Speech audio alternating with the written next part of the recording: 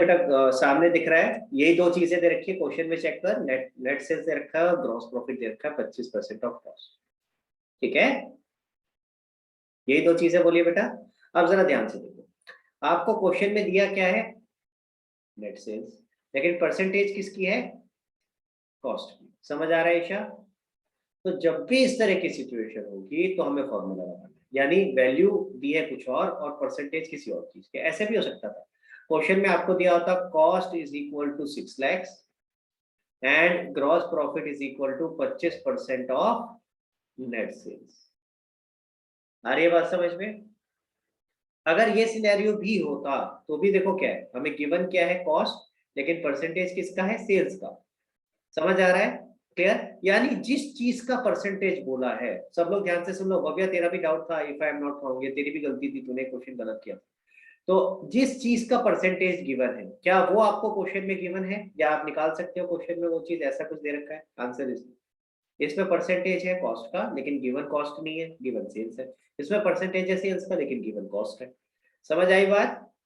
Clear? यानी जिस चीज का परसेंटेज है वो चीज गिवन नहीं है, तो फिर आपका फॉर्मूला लगेगा। फॉर्मूला क्या लगेगा भाई? फॉर्मूला ध्यान से देख लो। प्रॉफिट का फॉर्मूला होता है 1/x of cost is equal to 1/x plus 1 of sales. Again एक बात और बता देता हूं, मैंने ये क्वेश्चन तीन तरीके से करके दिखाया था। 100 अज्यूम करके, x अज्यूम करके, और जो ये फॉर्मूला है इसके साथ। आप किसी भी तरीके से कर सकते हो जो आपको कंफर्टेबल।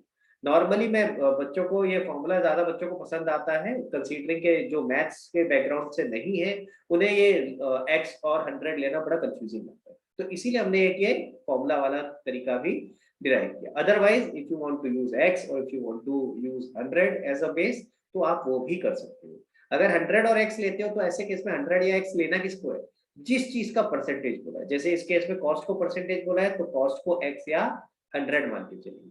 जी, इस केस में सेल्स को आपने परसेंटेज सेल्स का बोला है, तो सेल्स को 100 या x मान के चलिए। समझ आ रही है मेरी बात?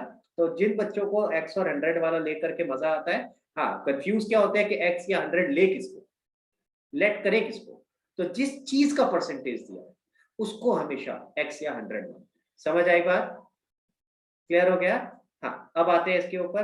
अब अगर मैं पहला वाला लेके चलूं बेटा, पहले वाला पार्ट, ठीक है, तो पहले वाले पार्ट के हिसाब से क्या हो जाता, आपको परसेंटेज किसका है, 25% ऑफ कॉस्ट। तो मैं यहाँ लिख सकता हूँ 25% of cost which is equal to 25/100 of cost which is equal to क्या बनेगा बेटा ईशा, 1/4 ऑफ कॉस्ट। आ गया इस वाले फॉर्म में? Yes sir. ठीक है, जैसे ही इस वाली फॉर्म में आ गया, मैं इसको आगे बना सकता हूँ। 1/4 की जगह यहाँ क्या आ जाएगा बताओ? 1/5 ऑफ सेल्स। वेरी गुड, तो ये आ जाएगा 1/5 ऑफ 6 लाख सेल्स दे रखी है आपको। ठीक है, तो ये कितना आ जाएगा, 1,20,000। ठीक है, तो जीपी आपके पास आ गया 120, सेल्स आपके पास है। अगर मुझे कॉस्ट भी निकालनी होती तो क्या होता, सेल्स माइनस जीपी, यानी 6 लाख माइनस 1,20,000, तो कितना आ जाता, 4,80,000। क्लियर हो गया? ठीक है, यस सर। समझ आया? इसी तरीके से सेकंड वाला हो जाएगा, वहां परसेंटेज ऑफ सेल्स दे रखी है। अब मैंने कॉस्ट तो हाइपोथेटिकली 6 लाख लिया है, आई एम नॉट श्योर कि कहीं डेसिमल में ना चला जाए उससे, but let's try and solve that also. 25% of net sales, तो मैं इधर की तरफ लिख रहा हूँ, सेल्स वाले फॉर्मूले की तरफ। ठीक है, तो यानी मैं लिख सकता हूँ 25% ऑफ सेल्स, यानी 1/4 of sales. Are you with me? ठीक है, तो कॉस्ट का कितना होगा,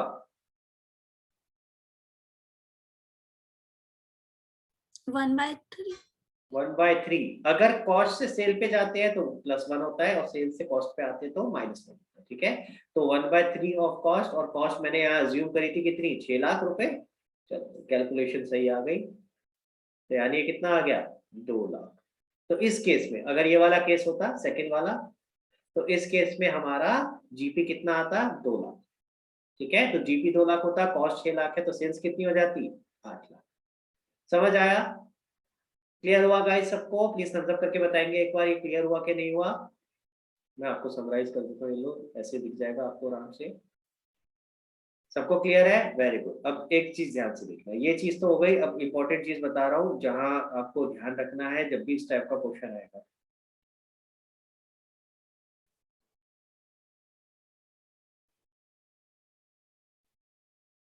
हाँ जी देखेंगे। तो इस टाइप के क्वेश्चन में हमने फॉर्मूला क्या बनाया, profit is equal to 1 plus x of sorry 1 upon x of cost is equal to 1 upon x plus 1 of sales. ठीक है, यही फॉर्मूला लॉस के केस में क्या होता है, कोई बताएगा मुझे, एनीबॉडी हु नोस?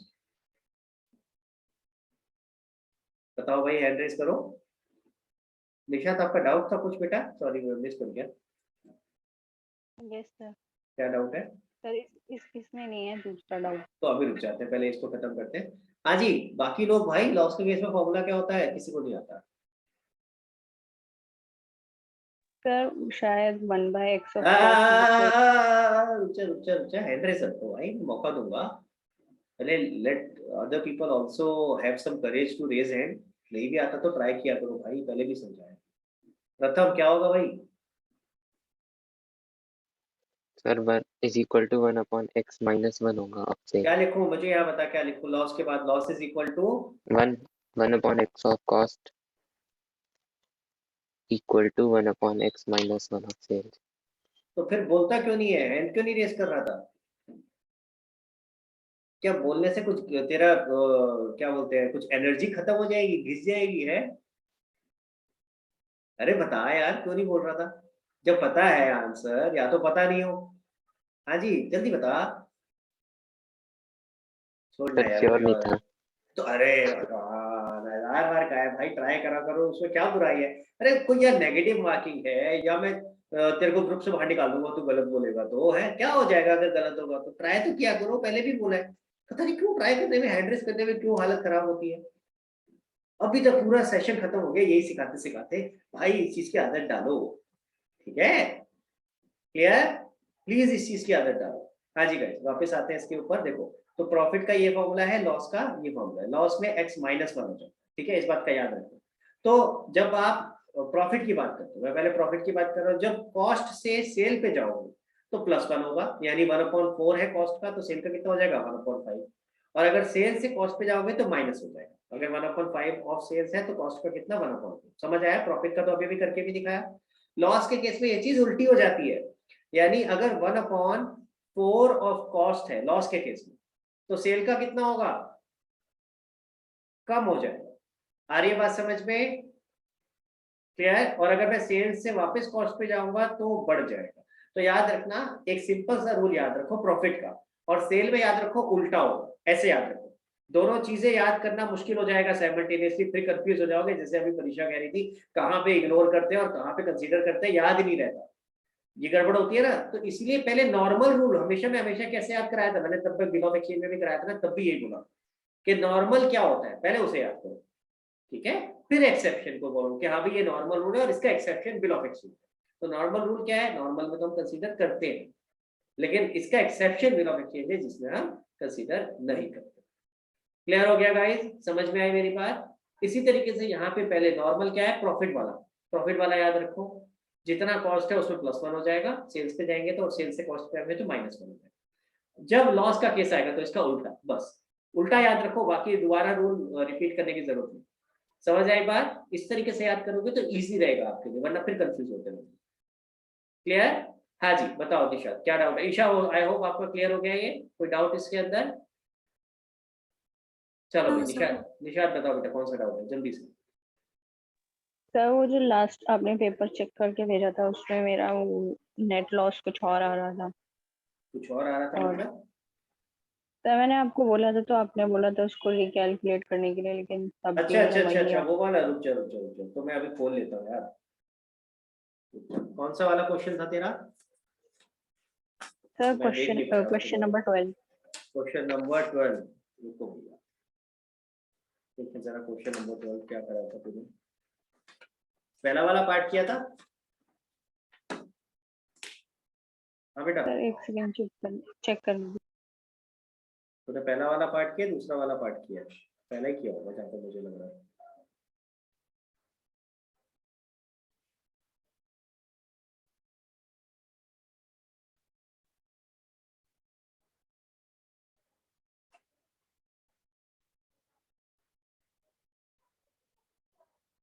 मैंने तेरा चेक करके भेजा है वो, ये रहा। देख भाई 42,300, एक सेकंड गाइस, हाँ मैं जरा इसका ये सॉल्व करके बता रहा हूँ कहाँ गड़बड़ करी है इसने। तेरा ग्रॉस प्रॉफिट ठीक आया 31,505। तूने एक आइटम मिस कर दी बेटा, कमीशन रिसीव खा गई तू। तुझे भूख लगी थी तो कमीशन रिसीव को खा गई। क्वेश्चन में कमीशन रिसीव भी दे रखा है, देख चेक कर 1575। सर मेरे को क्वेश्चन पेपर ही नहीं मिल रहा। अरे बाप रे, अब यार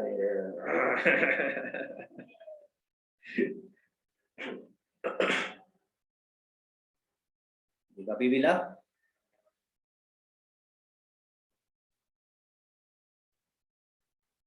मिला निशा?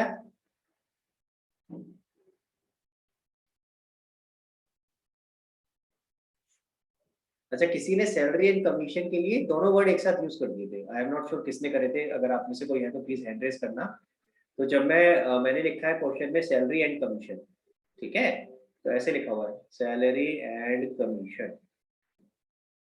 और वैल्यूज लिखी है 25,470 और यहाँ 1575, ठीक है। अब किसी ने क्या किया, ये प्रॉफिट एंड लॉस अकाउंट है, ठीक है, तो किसी ने यहाँ पे टू सैलरी एंड कमीशन 25,470 और बाय सैलरी एंड कमीशन 1575। किसने किया भाई बताओ जरा, मुझे याद नहीं है किसने किया है। आरव आपने किया था बेटा?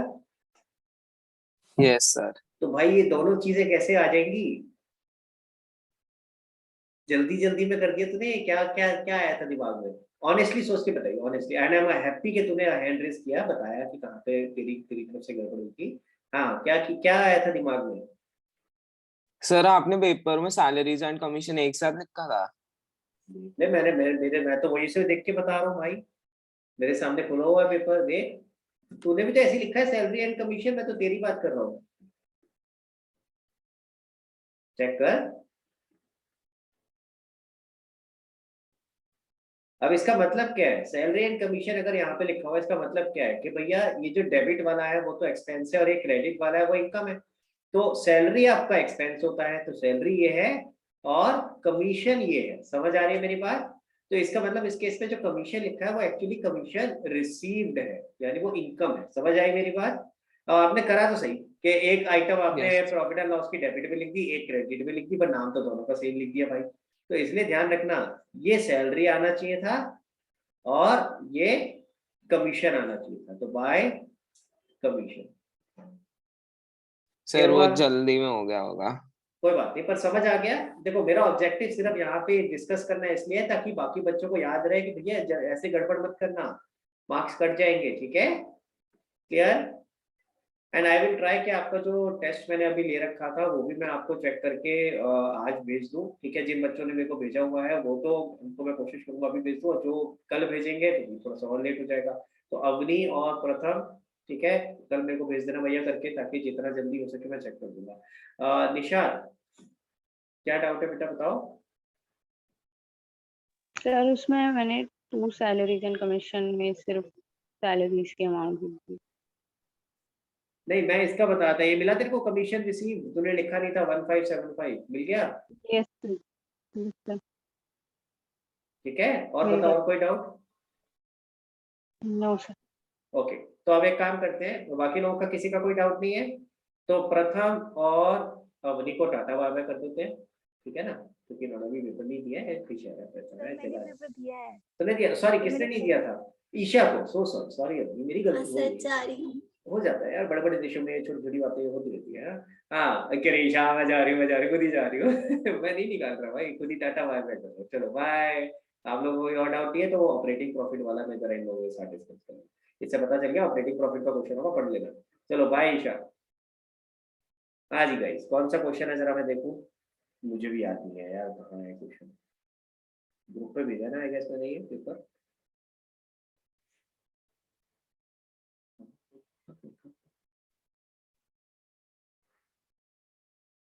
ये क्वेश्चन नंबर बताओ बेटा। किसका डाउट था भाई, ये क्वेश्चन नंबर बताओ जरा, ऑपरेटिंग प्रॉफिट वाला कौन सा क्वेश्चन था?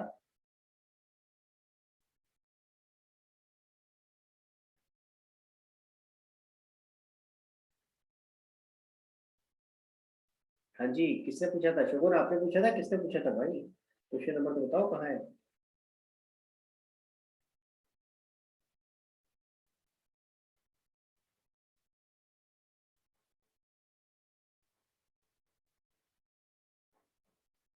सर क्वेश्चन नंबर 8 है हाँ, इसमें डाउट बताओ क्या है? सर। सेकंड वाला जो पार्ट है बी वाला, हाँ, और सर फर्स्ट वाले में हमें आंसर क्या करना था सर? उसमें रूल बताना था या कुछ थ्योरी में लिखना था? आइडियली तो थ्योरी में लिखना चाहिए था। क्या लिखा? What is meant by operating profit. तो मैं अगर आपकी जगह होता तो मैं ऑपरेटिंग प्रॉफिट का क्या मतलब, गाइस मेरी आवाज आ रही है? गाइस मेरी आवाज आ रही है आप लोगों को?